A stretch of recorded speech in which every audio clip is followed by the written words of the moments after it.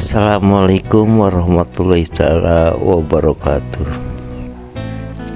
Hadirin jemaah online yang dirahmati dan dimuliakan Allah Subhanahu wa taala.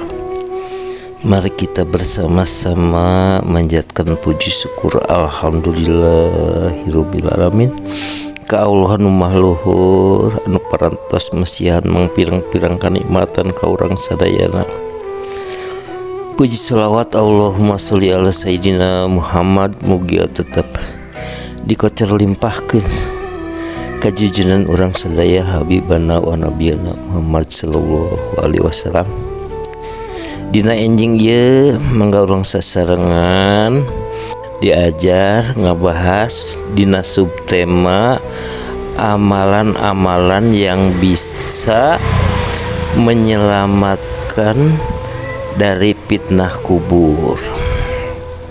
Sebagaimana kita ketahui, semua bentuk ibadah yang dilaksanakan secara tulus dan ikhlas akan menyelamatkan kita di akhirat nanti.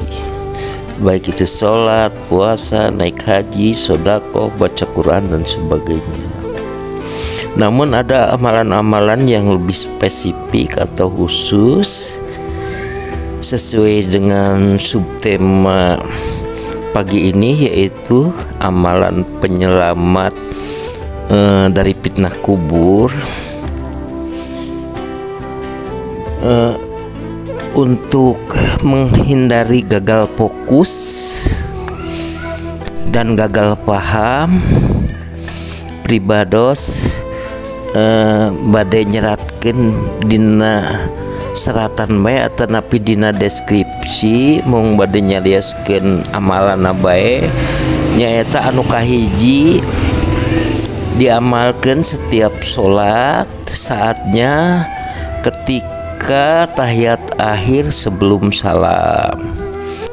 Dan yang kedua yaitu membaca surat Al-Mulk yang berada di juz ke-29 surat ke-67 yang jumlah ayatnya 30.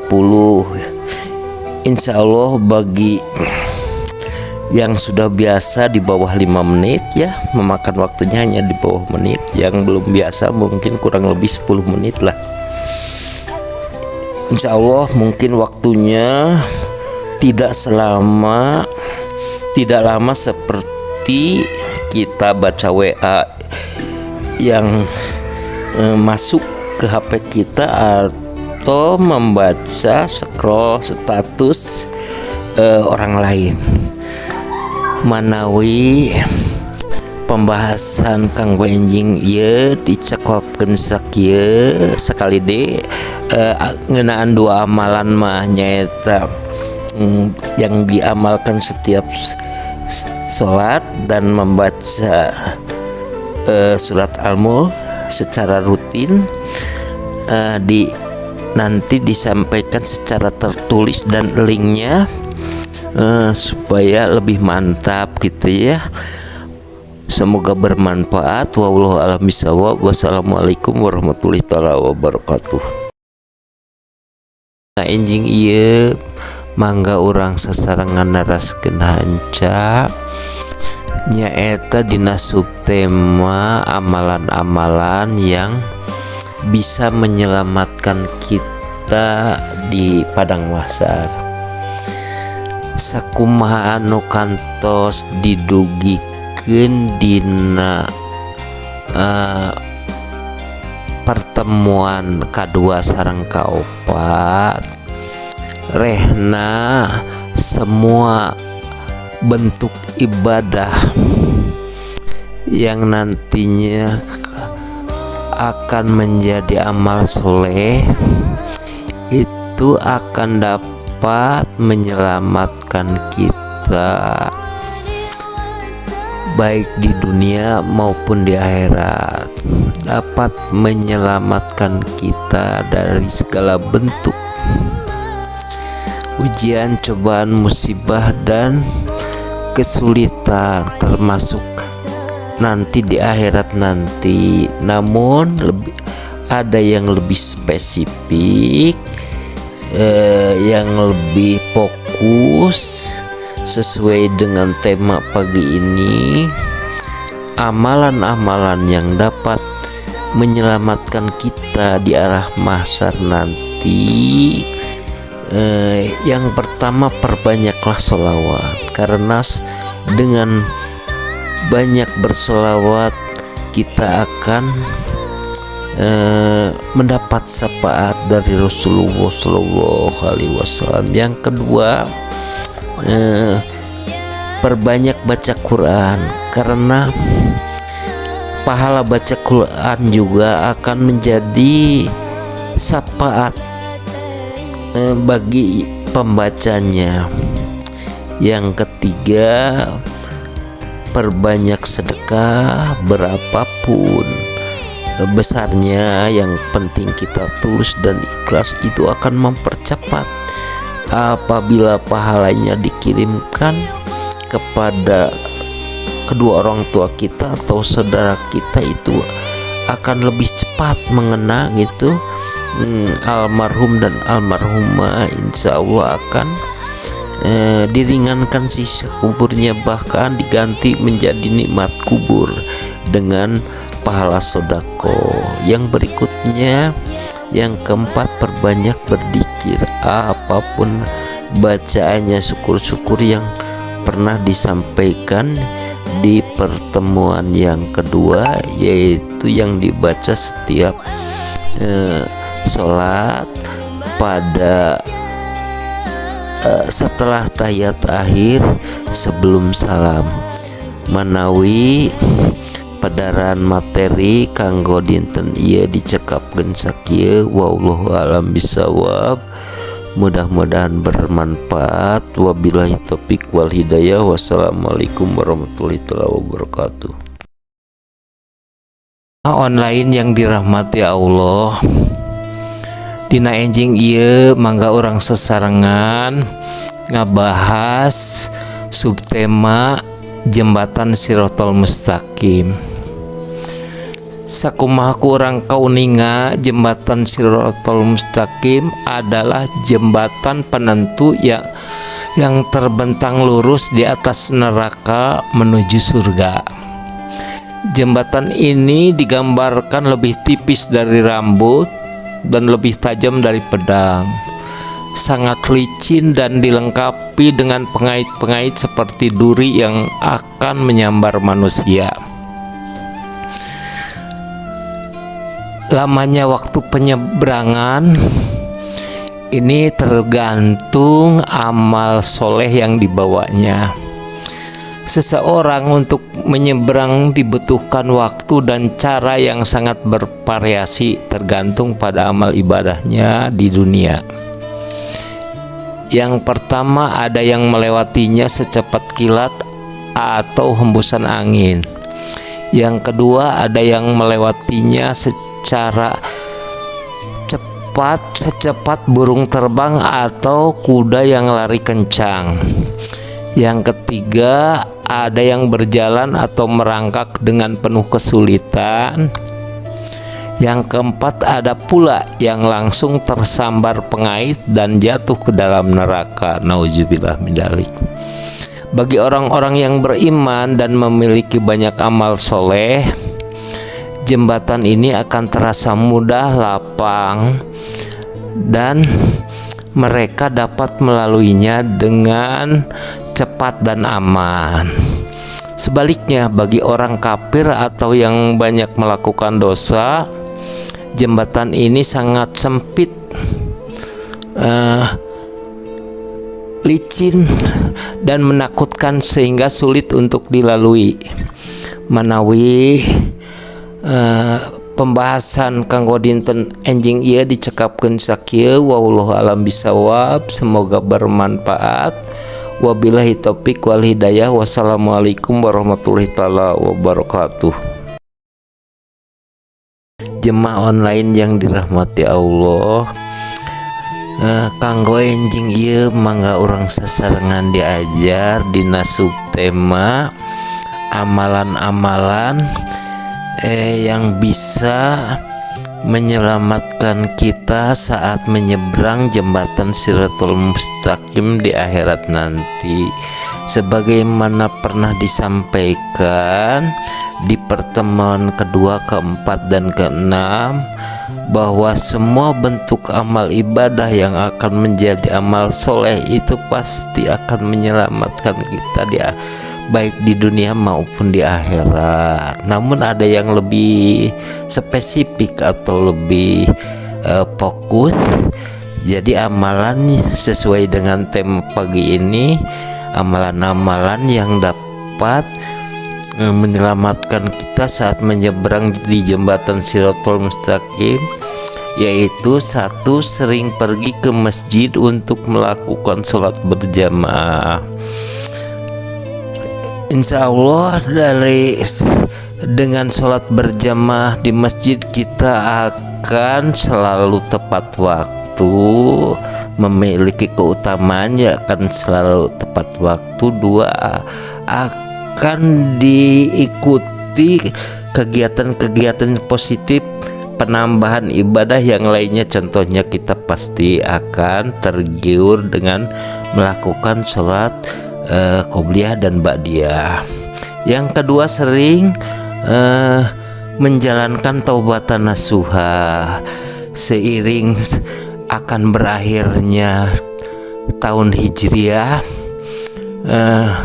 menyambut tahun baru Hijriah 1448, mari kita perbanyak taubatan nasuha. Yang ketiga, sering membantu sesama yang sedang kesulitan, berapapun besarnya, jadi baik itu keluarga, teman, tetangga, dan sebagainya. Yang keempat, rajin-rajinlah bersedekah. Itu juga berapapun, sesuai kemampuan kita, sesuai niat kita. Yang penting bersedekah itu dilaksanakan secara tulus dan ikhlas. Manawi kanggo pembahasan enjing ieu dicekapkeun sakieu. Wallahu a'lam bishawab. Semoga bermanfaat. Wabillahi taufiq wal hidayah. Wassalamualaikum warahmatullahi taala wabarakatuh. Lain yang dirahmati Allah, dina enjing ieu mangga urang sasarengan coba ngabedah dina subtema gambaran siksa api neraka. Sakumaha ku urang kauninga rehna dalam ajaran Islam, neraka digambarkan sebagai tempat balasan yang sangat mengerikan, gelap, dan penuh dengan siksaan abadi bagi orang-orang yang ingkar dan para pendosa. Siksaan tersebut meliputi kobaran api yang membakar, belenggu besi, minuman mendidih, hingga penyesalan yang tiada henti. Berikut adalah gambaran utama secara spesifik mengenai neraka berdasarkan Al-Quran dan hadis.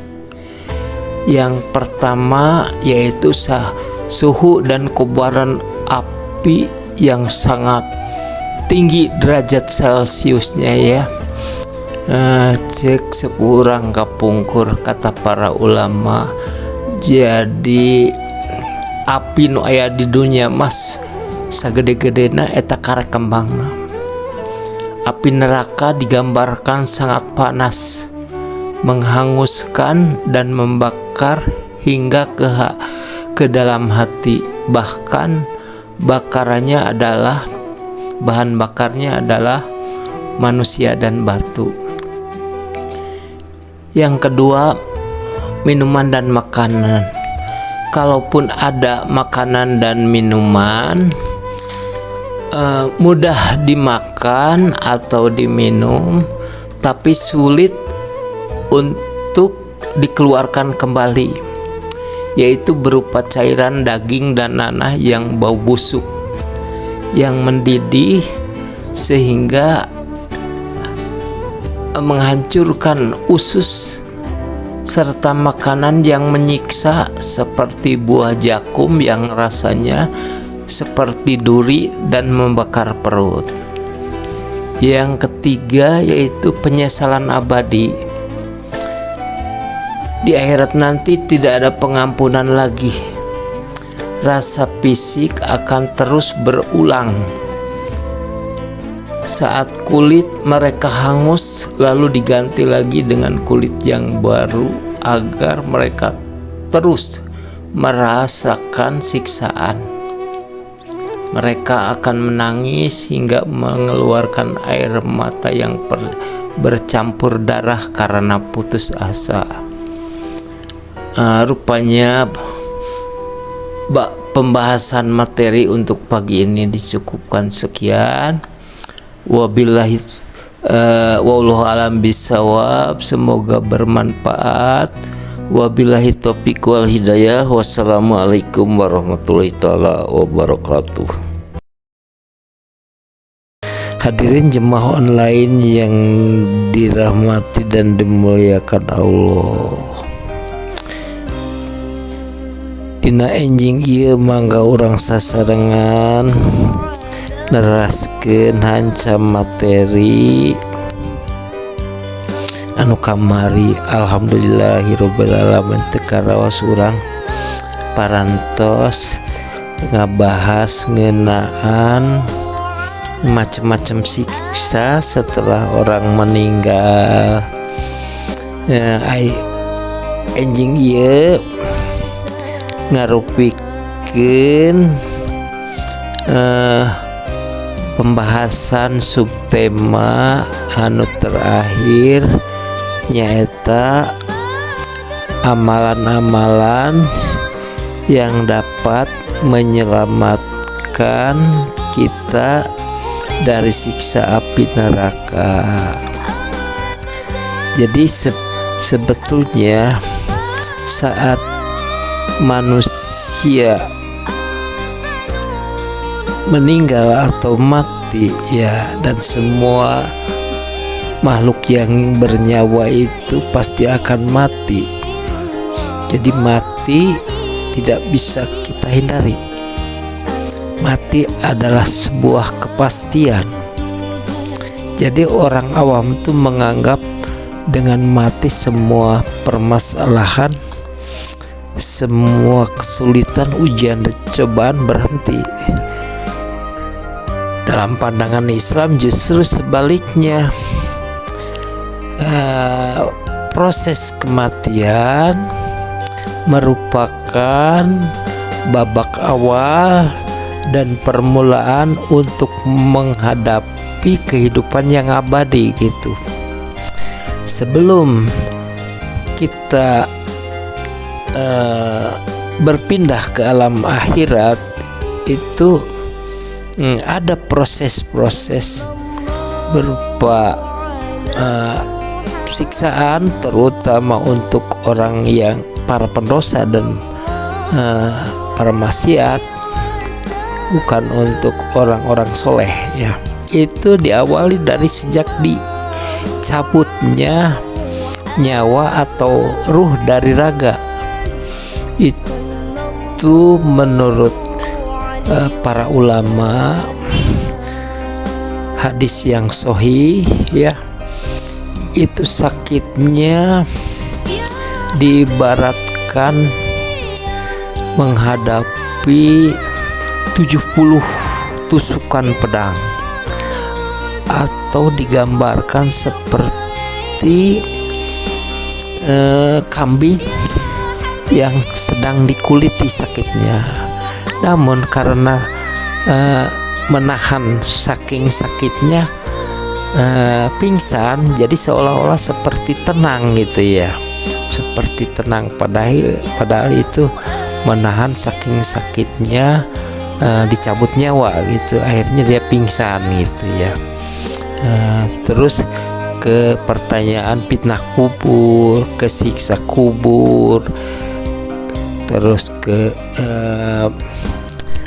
cobaan dan ujian di padang mahsyar, dan yang terakhir menjelang finish itu kita harus melewati jembatan Shiratal Mustaqim. Nah, bentuk ujian, cobaan dan siksaan yang akan diterima oleh para pendosa dan para ahli maksiat sesuai dengan subtema pagi ini. Jadi pada pertemuan kedua, keempat, dan keenam telah disampaikan bahwa segala macam bentuk ibadah, apakah itu sholat, puasa, sedekah, naik haji, dan sebagainya, yang dilakukan dengan tulus dan ikhlas itu akan menyelamatkan semua ujian dan tantangan nanti di alam barzah dan di akhirat. Namun ada amalan-amalan yang lebih khusus dan lebih fokus untuk menghindarkan diri dari siksa api neraka, yaitu lapana Allahumma ajirna minan nar, Allahumma ajirna minan nar, yang insya Allah bila bapak dan ibu sering melakukan sholat berjamaah di masjid atau di musola, itu pasti akan dibimbing oleh imam yang memimpin dzikir.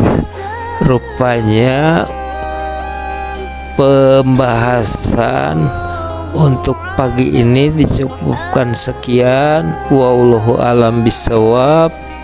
Semoga bermanfaat. Wabillahi taufiq wal hidayah. Wassalamualaikum warahmatullahi wabarakatuh.